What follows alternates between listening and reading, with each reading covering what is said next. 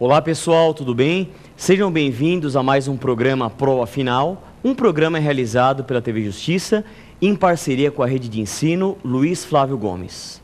Eu sou o professor Leone Pereira, professor de Direito do Trabalho, Direito Processual do Trabalho e Direito Processual Civil aqui da rede. E qual a estrutura do programa? O programa é dividido em 3 blocos.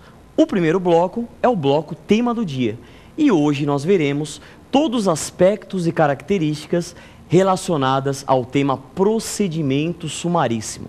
Tudo que é importante sobre o tema procedimento sumaríssimo.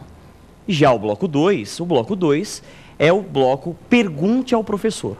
São as perguntas enviadas por vocês, telespectadores, e nós teremos um grande prazer em respondê-las.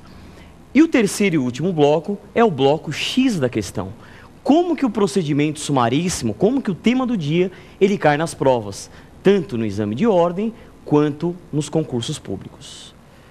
Então, se você for acionar o Poder Judiciário, até porque nós temos um amplo e livre acesso ao Poder Judiciário, quando que a ação ela vai observar um procedimento sumaríssimo, que pelo próprio nome é um procedimento célere. Segura um pouquinho e nós veremos o bloco Tema do Dia. Até daqui a pouco.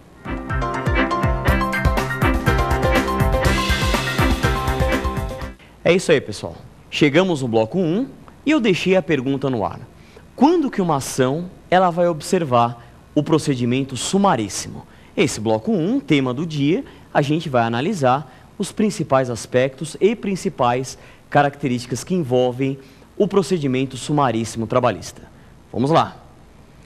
Bom, todo mundo sabe que um dos grandes problemas do Poder Judiciário é a demora na entrega da prestação jurisdicional. Tendo em vista isto, foram criados procedimentos mais rápidos, mais céleres, tendo em vista a efetividade do processo e o acesso à ordem jurídica justa. 2 procedimentos céleres foram criados. O procedimento sumário, também conhecido como dissídio de alçada, ele foi criado com o advento da Lei 5584 de 70. Ele está previsto especificadamente no artigo 2º, parágrafos 3º e 4º. E o outro procedimento célere é o procedimento sumaríssimo, que é objeto da exposição de hoje. Esse procedimento sumaríssimo, ele foi fruto do advento da Lei 9957 de 2000. E esta Lei 9957 de 2000 incluiu os artigos 852-A a 852-I na CLT. Lá nós encontramos as características e principais aspectos do procedimento sumaríssimo. Vejam a palavra, sumaríssimo é a ideia da celeridade. Bom, como primeira grande característica, e a gente já vai começar a abordar os aspectos polêmicos, são as seguintes.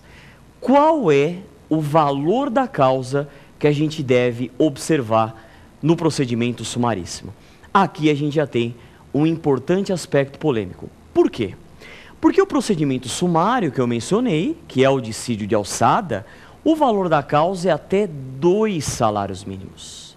E quando você for ler o artigo 852-A caput da CLT, lá fala os dissídios individuais, cujo valor da causa não exceda 40 salários mínimos. Então surge a indagação. Será que o advento do procedimento sumaríssimo, ele revogou o procedimento sumário?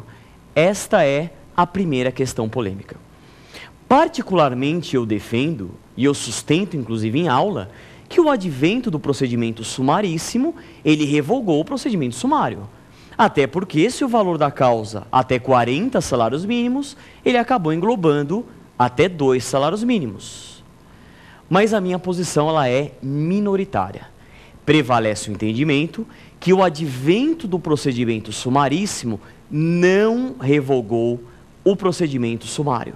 Portanto, a gente chega na conclusão que o valor da causa a ser observado no procedimento sumaríssimo, qual seja, acima de 2 salários mínimos até 40 salários mínimos. Posição de quem? Estevão Malê, Carlos Henrique Bezerra Leite, Mauro Schiavi e outros juristas da seara do processo de trabalho. Ok? Bom, Percebam que haveria até uma incompatibilidade entre esses dois procedimentos, mas esses doutrinadores defendem que não. Portanto, nós temos 4 procedimentos trabalhistas, quais sejam o procedimento comum, também chamado de ordinário, procedimento sumário, também conhecido como dissídio de alçada, procedimento sumaríssimo e os procedimentos especiais em sentido amplo.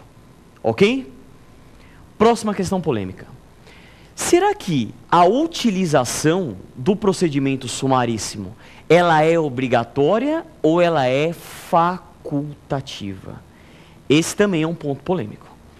E prevalece o entendimento que a utilização do procedimento sumaríssimo é obrigatória.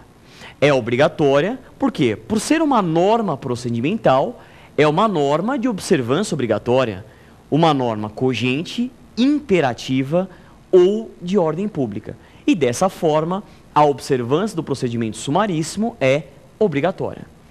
E um outro fundamento que justifica, que corrobora esse entendimento, qual é? Que a própria redação, a interpretação gramatical ou literal do artigo 852, letra A, caput da CLT, sustenta que os dissídios individuais ficam submetidos ao procedimento sumaríssimo quando o valor da causa não exceder 40 salários mínimos.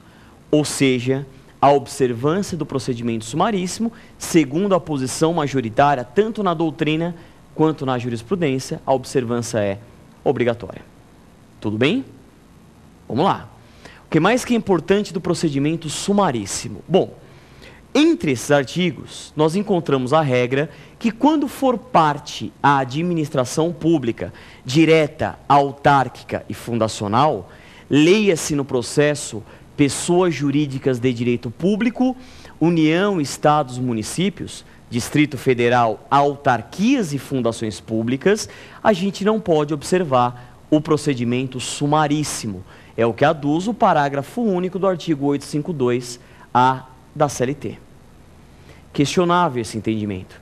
Questionável porque hoje no ordenamento jurídico brasileiro nós temos exceções que envolvem a administração pública direta, autárquica ou fundacional. Até mesmo, vou citar um exemplo, uma exceção no regime dos precatórios e até mesmo exceção no duplo grau de jurisdição obrigatório, também chamado de reexame necessário ou remessa obrigatória. Mas se cair na prova lá, o que você vai buscar? Que realmente, quando for parte, a administração pública direta, autárquica e fundacional, a gente não pode observar o procedimento sumaríssimo. Tudo bem? Bom, uma outra característica importante é a seguinte. Se uma ação for ajuizada e o procedimento a ser observado é o procedimento sumaríssimo, temos 2 requisitos específicos que o autor reclamante ele deve observar. Quais sejam? Primeiro requisito. O primeiro requisito, a lei fala que o pedido deverá ser certo ou determinado, sendo que cada parcela deverá indicar o valor correspondente. Ou seja, é um grande medo, principalmente do pessoal da área trabalhista, que escolheu o direito, e um dos grandes fundamentos é que operadoras do direito e matemática, quase que uma incompatibilidade absoluta. Mas a lei exige a liquidez dos pedidos. Então, o pedido deverá ser certo ou determinado, sendo que cada parcela deverá indicar o valor correspondente. Tudo bem? E o segundo requisito, não será feita citação por edital. Citação editalícia não é cabível no procedimento sumaríssimo. E o autor ele deverá indicar corretamente o nome e o endereço do reclamado. Só que eu pergunto para você, telespectador, será que o processo do trabalho, que parte das características